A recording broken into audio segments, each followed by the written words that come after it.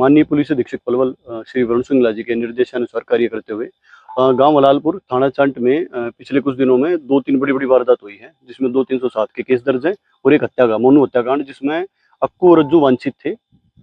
उनको आज ये मुठभेड़ के बाद काबू किया गया है। तो इनकी हमें सूचना मिली थी कि आज दोबारा से किसी वारदात को अंजाम देने के लिए ये जिले में घूम रहे थे, जिनको नाकाबंदी करके रोकने की कोशिश की गई। जो नाका तोड़कर यहाँ नहर के बगल में कच्ची पट्टी भी आगे जाके इनका हमारे से फिर सामना हुआ है, जहाँ पर इनको काबू किया गया है। बाइक पर थे बिना नंबर की बाइक। जी, इनके पास एक स्प्लेंडर बाइक थी, इसी की हमारे पास मुखबिरी थी, उसी पे इनका पीछा किया गया था। हथियार बरामद हुए हैं, फायरिंग जी जी, इनसे 2 असले भी बरामद हुए हैं। इन्होंने पुलिस की तरफ फायरिंग की। इनको जब काबू करने के लिए हम आगे बढ़े तो उन्होंने फायरिंग की, सरेंडर करने के लिए कहा, लेकिन इन्होंने नहीं माना, बार बार फायरिंग करते रहे।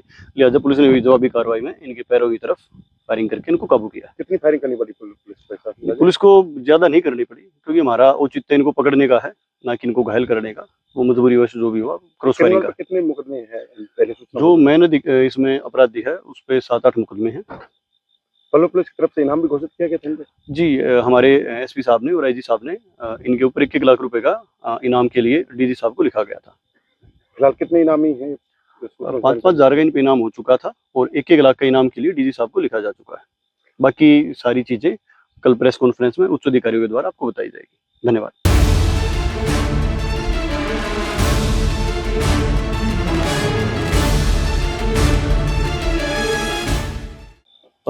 माननीय पुलिस अधीक्षक पलवल श्री वरुण सिंगला जी के निर्देशानुसार कार्य करते हुए गांव वलालपुर थाना चांट में पिछले कुछ दिनों में 2-3 बड़ी वारदात हुई है, जिसमें 2-307 के केस दर्ज हैं और एक मौनू हत्याकांड जिसमें अक्कू और रज्जू वांछित थे।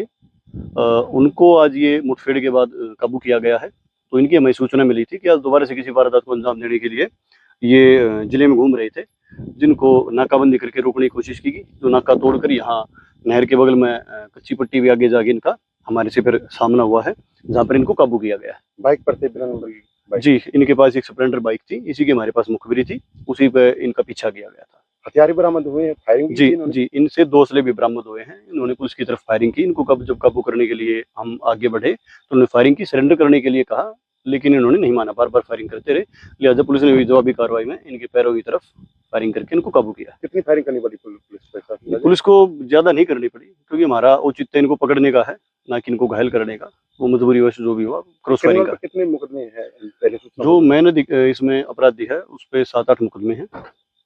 पलवल पुलिस की तरफ से इनाम भी घोषित किया गया था? जी, हमारे एसपी साहब ने और आईजी साहब ने इनके ऊपर 1-1 लाख रुपए का इनाम के लिए डीजी साहब को लिखा गया था। फिलहाल कितने इनामी हैं? 5-5 हजार का इन पे इनाम हो चुका था और 1-1 लाख का इनाम के लिए डीजी साहब को लिखा जा चुका है। बाकी सारी चीजें कल प्रेस कॉन्फ्रेंस में उच्च अधिकारियों के द्वारा आपको बताई जाएगी। धन्यवाद।